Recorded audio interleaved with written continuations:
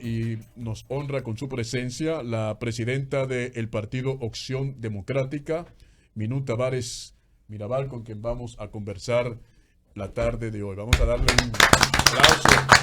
Primera vez que está con nosotros. Primera vez que nos acompaña. Primera vez que está en Opción de la Tarde. Primera vez que me invitan también, así que inmediatamente dije que digan sí. la cosa como son. Exactamente. Porque después van y creen que yo estoy discriminando este programa. Una granadita. Doña Minú, bienvenida. Yo quisiera saber su opinión en torno a las propuestas del presidente Luis Abinader, que son varias.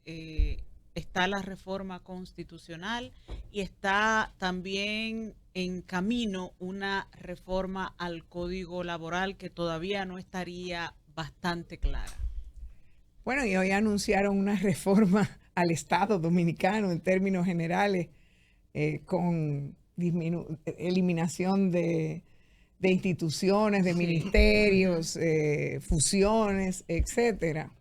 Entonces, y muchas de ellas no se conocen y algunas que son las que de alguna manera tienen a la gente con más expectativas todavía. Se ha anunciado que van a venir, pero todavía no sabemos la sustancia. Cuál es el contenido. Sí. Entonces, a mí me parece, bueno, primero que hay que esperar, siempre hay que estudiar cada una de esas propuestas, pero es sospechoso, por no decir otra cosa, que se empiece por el anuncio de una reforma constitucional que no se está necesitando, que no se está esperando en la República Dominicana, que no toca la vida, los problemas del pueblo dominicano. O sea, no es es una reforma para modificar el sistema de elección de la presidencia de la República y del Congreso. ¿Qué pasa? Nosotros acabamos de pasar de unas elecciones, o sea, no hemos salido no se acaban bien de juramentar los últimos electos en las elecciones de mayo, cuando ya estamos hablando otra vez de hacer una reforma, por demás para tratar temas que han sido recurrentes en la historia de las reformas constitucionales en la República Dominicana. Ahí no se está hablando de reformar el tema del sistema de salud o de la educación o del tema del costo de la vida. O sea, si tú me dices a mí que vamos a hacer una reforma constitucional para garantizar mejoría en la vida de los dominicanos, que impacten en esa mejoría, entonces tú dices, bueno, pues vamos a pensar. Pero es una propuesta de una reforma a un artículo de la Constitución que no se está reformando, porque se está supuestamente, es que para ponerle un candado a la fórmula que tenemos actualmente, que fue 2 años y nunca más. Dos periodos. Dos periodos y nunca más. Y tú dices, bueno, pero ¿cuál es el peligro en este momento? O sea, si usted es presidente de la República, ha sido electo con esa fórmula y está con el discurso de que lo va a respetar, entonces yo creo que no entiendo de verdad, ni lo entiendo. Él habla de futuras generaciones en el futuro que no quieran alguien cambiarlo para su beneficio particular. Sí, el Ministerio Público, unificación de elecciones. Las reformas constitucionales, decía Manolo Tavares justo en el año 63 en la República Dominicana, se habían hecho lamentablemente para beneficiar siempre a la persona que estaba detentando el poder. Él dice que esta vez es la excepción. Es bueno, pero nosotros escuchamos a Hipólito en el 2003 diciendo también que él era la excepción. O sea, no va a olvidar. Con un Congreso, además, con una mayoría prácticamente sin precedentes de su propio partido, como existe en este momento, y con legisladores que están empezando a emitir sus opiniones y que además han recibido ya amenazas de parte del propio presidente de la República y de parte del presidente del PRM de que no pueden hacer su trabajo. O sea, porque eso es lo que le están diciendo. ¿Tiene su duda en torno a lo que el presidente ha dicho de que, como se lo prohíbe la Constitución, de que no va a buscar una reelección, una modificación? Tengo todas las dudas, absolutamente. Porque vuelvo otra vez al principio. Eso es un tema urgente para que ocupara el centro de la propuesta de gestión que el presidente de la República tiene para los próximos 4 años, el día que está tomando posesión.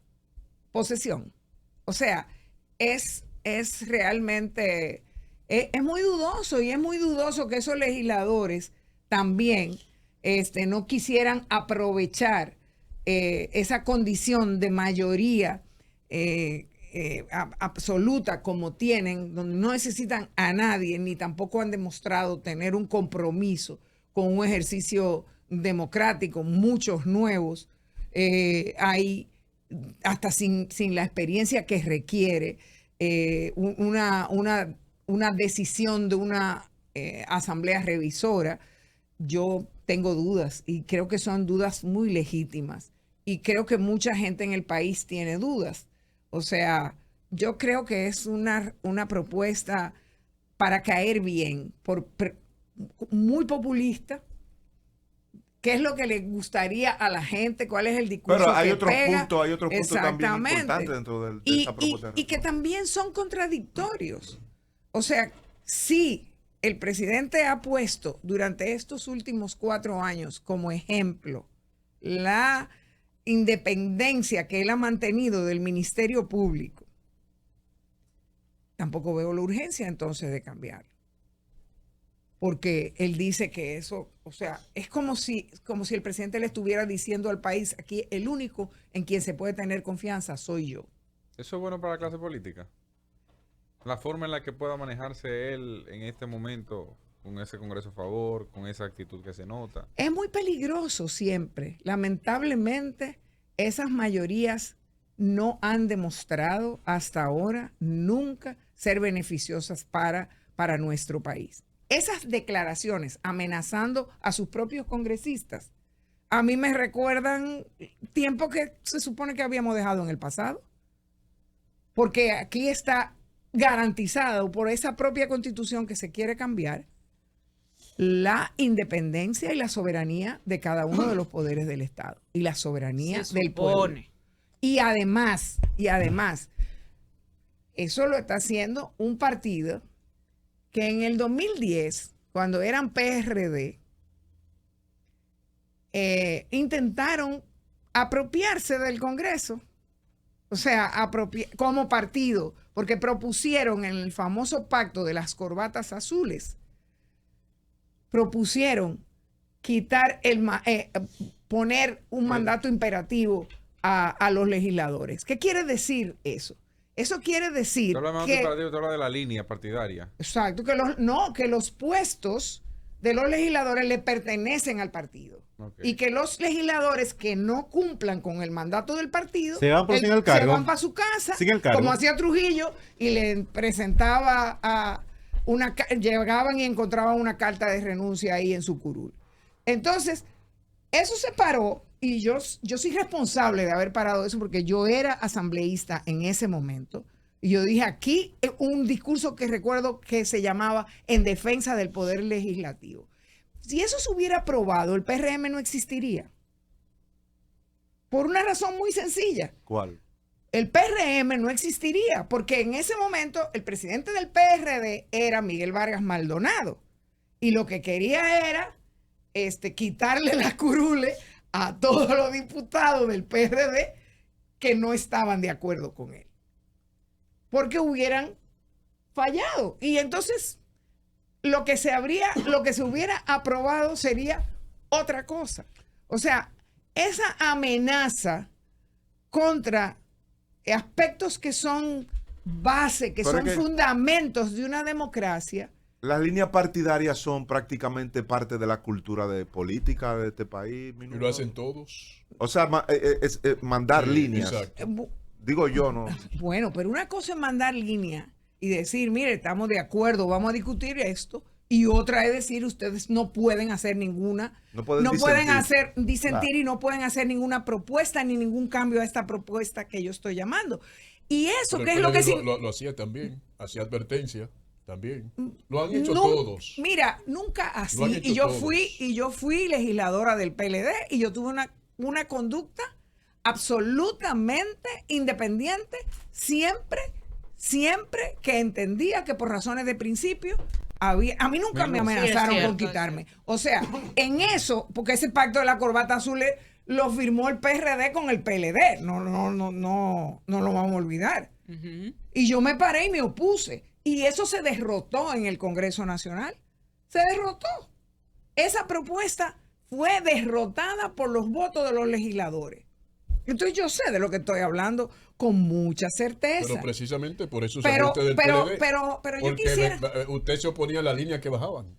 Pero yo me salí del PLD. Precisamente, pero que todos lo hacen. Pero el hecho de implica pero fíjense, eso no quiere decir que esté bien. Pero ahí, ojo, los legisladores tuvieron libertad de votar como quisieron a pesar de una línea partidaria y por eso se votó en contra de ese. No, porque lo que Menú dice es que no es que no se baje línea, lo que pasa es la forma que se haga público. Pero ni la forma que se haga público ni que ni se privado. Haga. Es que no se puede, eso está impedido por la Constitución de la República. Y si usted está diciéndole al país, créame a mí, que yo soy el único que voy a respetar la Constitución porque después no tengo confianza en lo que vengan después y por eso le quiero poner más candado.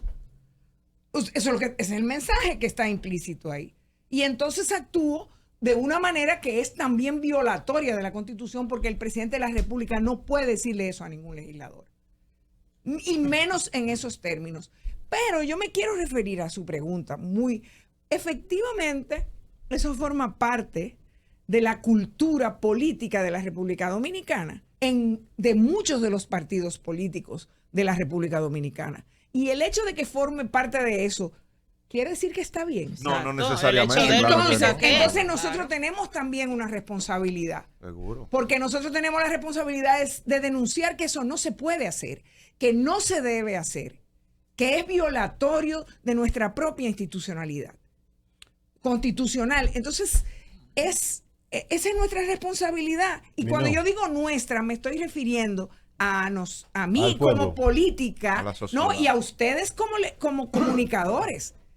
Y a ustedes como comunicadores, porque en ninguna parte del mundo se puede argumentar que un crimen o un delito se justifica porque mucha gente lo hace. Minú, nosotros queremos saber su evaluación primero de la gestión ya pasaron 4 años y ya inicia un nuevo periodo. No, que no iba a ser, yo tenía un planteamiento de la Constitución, pero está bien. Hazlo, está bien. Sí, porque antes me gustaría saber su posición sobre el tema de la reducción de los congresistas. Porque sobre eso hay dos visiones, una que favorece el tema por aquello del gasto y demás, pero hay otra también que en el contexto de la propuesta del presidente, donde se reduce la matrícula de congresistas por voto directo y se aumenta la del voto nacional, me gustaría saber cómo lo ven ustedes desde la ética del congresista electo. Me explico, desde aquel que termina siendo el que resulta ganador de un proceso electoral, el que coge la votación. Digamos que yo lo voy a enfocar desde el punto de la representación. Okay. Porque un congresista es un representante del pueblo, igualito que el presidente de la República, pero en otro poder del Estado. Igual que son los alcaldes. O sea, son representantes del pueblo. Entonces, lo que le estamos diciendo con esa propuesta es que vamos a limitar la representación del pueblo. Por varios aspectos yo lo puedo analizar. El primero, que es el que usted menciona, donde están diciendo que van a aumentar la figura del legislador nacional de 5 a 20. ¿Qué quiere decir eso? Que están queriendo hacer una reforma de unas cámaras legislativas para que las cúpulas de los partidos, que son las que van a elegir a esos 20, para que esas cúpulas de los partidos tengan más poder y el pueblo menos. Entonces, mientras más legisladores tú pones en una lista que tú como partido escoges, tú estás quitándole poder al pueblo. Al voto popular. Al voto popular, primero. Segundo, la Constitución, y ellos no están planteando cambiar ese artículo, dice que tiene que haber obligatoriamente 2 legisladores por cada provincia. Es decir, que si lo vamos a medir por la cantidad de votantes, entonces... Un mínimo, ¿no? Un porque mínimo, un mínimo de 2. Un mínimo de 2. Ok. No, un mínimo de 2. Sí, exacto. Tiene que tener. Entonces, ¿qué quiere decir eso? ¿De dónde que van a disminuir el número de legisladores? De las que tienen De las más. provincias más grandes. Sí. De las provincias más grandes, o sea, para que Santiago, puedan hacer el distrito, el la distrito, Altagracia, San San Cristóbal. la provincia de Santo Domingo, San es Cristóbal, de ahí que sí. van a disminuir. Si hicieran eso con el número que están planteando, entonces estaríamos hablando más o menos que un votante de aquí, de la capital, tendría que sacar unos 10 veces más votos para salir electo que uno De Pedernales, de por Pedernales, ejemplo. por Por ejemplo, ejemplo. Entonces, esa es la primera cosa. Y se supone que aquí hay más gente, hay más problemas, O sea, que hay usted más no está de temas. acuerdo que se disminuya. Yo particularmente no estoy de acuerdo. O sea, yo entiendo, fíjese, si la discusión fuera qué número es el ideal para el Congreso, yo le diría, yo fui diputada durante 3 periodos y en ese tiempo yo creo que el número más Adecuado. más efectivo Ajá. para que sesione la Cámara de Diputados anda por 150. Eugenio se había planteado más o menos 160. 125, dice 150, Eugenio. tú puedes pensar, y de hecho en la Constitución del 2010 también se limitó el número, de modo que ya se estaba limitando la cantidad de votantes. ¿Por qué? Porque lo que dice la Constitución es que no puede haber más de 190 diputados. O sea, no hay manera, la Junta tiene que arreglarse y estar cambiando. O sea, aumentando en una circunscripción o en otra. Pero hay otro tema. Tampoco están proponiendo tocar lo que se utiliza, que es el método de Hunt, para distribución de escaños. Entonces, ¿qué es lo que pasa? ¿Qué pasó en estas elecciones? El PRM ganó en todas las provincias donde había 2 diputados. Porque el partido mayoritario se los lleva a todos. O sea que tú estás limitando con esa propuesta que están haciendo las posibilidades de que haya un Congreso con una representación de las fuerzas políticas, con una mayor representación de las fuerzas políticas que tienen que ver en la República Dominicana. Porque con ese sistema que tenemos, que no quieren cambiar, porque es un sistema que está hecho para beneficiar a los partidos mayoritarios, entonces con ese sistema ellos van a garantizar que todavía sea mayor el peso del poder del partido en el gobierno. Con además el agravante terrible de que aquí no hay ningún control en el uso de recursos para las elecciones. Y eso ya afecta directamente la elección de nuestras autoridades. Porque no hay lo que establece la Constitución, igualdad en la participación. No existe, aquí no existe. Bueno, yo le hacía una pregunta previa a Cristian y él me interrumpió. Y tiene que ver con... No, yo se la cedí más bien. Tiene que ver con una evaluación rápida que usted me puede hacer del gobierno, de la gestión de este gobierno. Sí. La gente se está quejando de los apagones, hay también gente que dice la comida, hay una serie de cosas. El agua, hay una serie de cosas. Entonces queremos... Pero ver. no para condiciones tampoco. No, su evaluación. Los apagones ya pasaron. No han pasado. Perdón, en su todos casa vivimos en nuestras casas. En su casa pasaron. No, ese es el problema. Que él vive en la calle. Y dije que hay quejas. No. Sí. Yo no tengo apagones, gracias a Dios. Mire, yo pienso que esta gestión de estos 4 años es una gestión que tiene una característica central. Fue una gestión dirigida a favorecer a los sectores más poderosos del país, al empresariado, dirigida a eso, dirigida también... Y recuperar la economía saliendo de una pandemia también. Es uno de los principales que ellos... No condiciones que tiene su visión de la gestión. No, te voy a ayudar, estamos conversando. Está bien, usted quiere defender, yo lo acepto. Esto es una buena discusión. O sea, el gobierno ha tenido una clara tendencia a la privatización, a la creación de instituciones para privatizar bienes públicos, y a mí eso me parece muy grave. El gobierno también, yo creo que ha tenido una característica, y es la de la ineficiencia en la administración de muchos aspectos de la economía y del Estado dominicano. Y la crisis que estamos viendo a nivel eléctrico, como lo acabamos de mencionar, lo que está pasando en agricultura, es un tema que evidentemente caracteriza a este gobierno.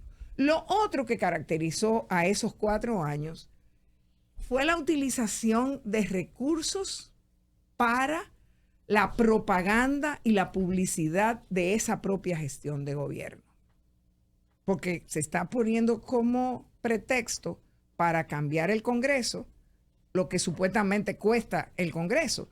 Pero el año pasado, el gobierno gastó más en publicidad de lo que hace que el propio presupuesto del Congreso. En pleno. Y eso no tiene ningún control. Entonces eso no le preocupa al gobierno. Le preocupa más que el único espacio donde de alguna manera se expresa la diversidad de lo que la sociedad dominicana es en el Congreso. Porque el gobierno puede tener, gracias al sistema de elección, el 77% de los legisladores, pero no sacó el 77% de los votos. Por el alto número de abstención que hubo. No, por el sistema de elección, por cómo se escogen. Claro. Y entonces lo que quieren es sacar más. O sea, mire, hacer ese cambio constitucional, usted sabe que es lo único que va a lograr. Si pueden que lo quieran imponer, lo que va a lograr es que cada vez se haga más difícil que haya cambio de gobierno. Pero, Minu, la economía es uno de los principales logros que ellos exhiben, el manejo de la macroeconomía, luego de tantos... La economía de la República Dominicana ha estado creciendo de hace 60 años a ese ritmo, más o menos, con la excepción de ese momento del COVID pero bueno, en la crisis bancaria hubo una caída, pero esa recuperación fue prácticamente inmediata. Lo mismo que ahora. O sea que yo entiendo que para mí sería destacable que esa recuperación de esa economía en ese tan corto tiempo hubiera ido a beneficiar la calidad de vida de los dominicanos y las dominicanas. La calidad de la educación, la de la salud. Y eso no es lo que el gobierno puede exhibir. Minú, esa intromisión, como usted decía, del Poder Ejecutivo en el poder, en los diputados, el poder del Congreso, el poder legislativo, ¿no pudiera darse también para presionar o para aconsejar a que el Código Penal se pueda aprobar? Porque, o sea, para una situación o para un proyecto sí se puede entrometer y para otro no. Bueno, el Código Penal no está entre las prioridades que se han anunciado. No está. O sea, yo lo que creo es que esa reforma constitucional que se está promoviendo, que dije ya que era con un carácter muy populista, yo creo que tiene otro propósito, y es que se difumine la discusión de otras propuestas mucho más, que afectan mucho más a la vida y a la democracia dominicana en otras de las reformas que vienen por ahí, y que vienen por ahí como una grandísima amenaza. Y así se ven. ¿Es una estrategia entonces? Yo creo que sí que es una estrategia. Por eso la ponen de primero. Entonces ahora tienen al país entero hablando de que si más grande o más chiquito el Congreso, de que si el procurador, que si se pone un candado o no se pone un candado, que si el procurador. Mire, de esa propuesta de reforma constitucional, de alguna manera yo suscribiría exclusivamente sacar al procurador de Consejo la Nacional composición de del la Consejo de la Magistratura. Eso yo ¿Y la entiendo. unificación de las elecciones? No, jamás. O sea, pero nosotros acabamos de salir todos de las elecciones. Ustedes no conocen gente que estaban en las mesas electorales. Señores, esto era un desastre, con 3 conteos en las elecciones. Imagínense ustedes que se suba eso. Habría que contar en esa misma noche de las elecciones los 4.000 municipales, más de 4.000 municipales. Los directores, alcaldes y los vocales, regidores, los alcaldes y alcaldesas, los diputados, los senadores y el presidente de la República. Imagínense ustedes lo que significaría eso en un solo día. Pero además, y esto es algo que lo discutimos muchísimo, miren, y por eso yo le tengo temor a que se anuncien este tipo de cambios, porque nosotros lo vivimos. En el 94 aquí hubo una gran discusión. Lo central de la discusión de estos temas políticos era que había que dividir las elecciones, porque era la única manera de terminar con el arrastre. Y eso se aplicó. Entonces, cuando llegaron el cambio constitucional del 2010, el discurso predominante era que había que volver a unir las elecciones porque costaba mucho dinero y que el país estaba en campaña permanente. Y ahora no estamos en campaña permanente. O sea, pasaron hace 2 meses las elecciones y ya estamos proponiendo cambios electorales para las elecciones, o eso no se entiende como campaña electoral. Minu, otro problema que sigue siendo grave para la República Dominicana es el tema de la violencia contra la mujer. Apenas ayer vimos la última mujer asesinada en el sector de Guachupita, que recibía maltratos a diario. Y para usted, ¿cuál es qué pasa? ¿Esto es parte ya de la cultura de violencia del dominicano? ¿Qué hay que hacer? ¿Qué usted propondría? Bueno, ese es otro tema que estuvo ausente totalmente del discurso del presidente. Las mujeres no existimos en este país para este gobierno y para esta gestión. Sí, hay gobernadora. Sí, Balaguer no puso ese caramelito y ahora se quiere copiar otra vez. O sea, no hay una prioridad, no hay una propuesta para... Lo primero que yo le voy a decir, para frenar eso, si usted quiere que haya políticas públicas que tengan resultados en la construcción de una cultura más pacífica a lo interno de nuestras sociedades, pasa por dedicarle un mayor porcentaje del presupuesto a esos temas. Ahí se ve la voluntad del gobierno, pero eso no existe. O sea, es como la cultura, que ni estuvo presente en el 2020 ni ahora tampoco. Eso no es una prioridad para este gobierno.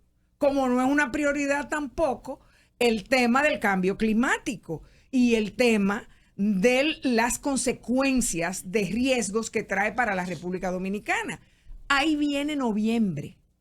Está ahí noviembre, a 2 meses de aquí, y ya tenemos 3 años viviendo en la misma tragedia cada noviembre. Sí. ¿Dónde está la preocupación del gobierno en esa propuesta para ir a proteger a la gente que vive en las cañadas de este país o que vive en lugares? Señores, ahora la improvisación ha llegado a unos niveles que hasta la zona colonial se ha inundado, que es quizás la única zona del país a donde había un alcantarillado. El dominicano es muy asqueroso también. Bueno, pero porque hay que decir las cosas como son. Pero tampoco hay educación en ese sentido. Por eso mismo lo que digo, a la gente no le importa tirar a la calle, basura en la calle, de una jipeta del 2024 te bajan el vidrio y te tiran un pote y una vaina así. Bueno, pero nosotros escogemos un gobierno para que, no solamente para que cuide y limpie, y también para que enseñe una cultura a la gente hay que enseñarle que no tiene que tirar basura en la calle. Sí, hay que enseñarlo a eso. Te pueden poner una multa por eso.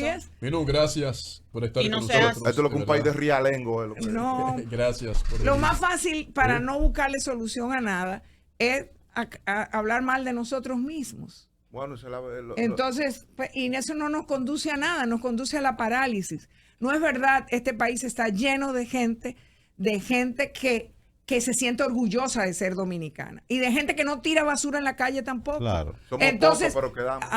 Bueno, entonces usted se incluye ahí. Muchísimas No es gracias, verdad que amigo. somos los únicos. Hay mucha gente, yo prefiero hablar de esos dominicanos De los buenos, y utilizarlos como ejemplo para educar en ciudadanía, para educar en civismo, para educar en responsabilidad, porque este país nos toca arreglarlo a nosotros, a nadie más. Nadie va a venir de otro lado a traer las soluciones que necesitamos Los haitianos tener. no van a ayudar. Y eso se logra escogiendo mejores autoridades.